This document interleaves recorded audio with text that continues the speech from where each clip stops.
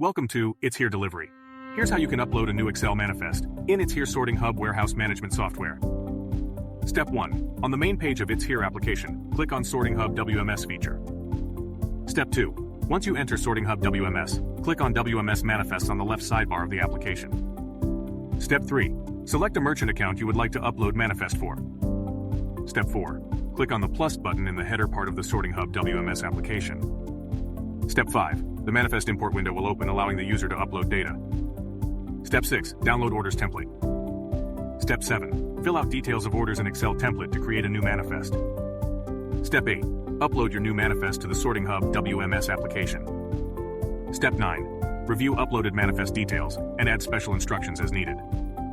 Step 10. Confirm manifest details and click Upload. Done! Manifest has been uploaded to the Sorting Hub WMS application. For more videos like this, visit www.itshere.com or follow It's Here Delivery on all social media platforms.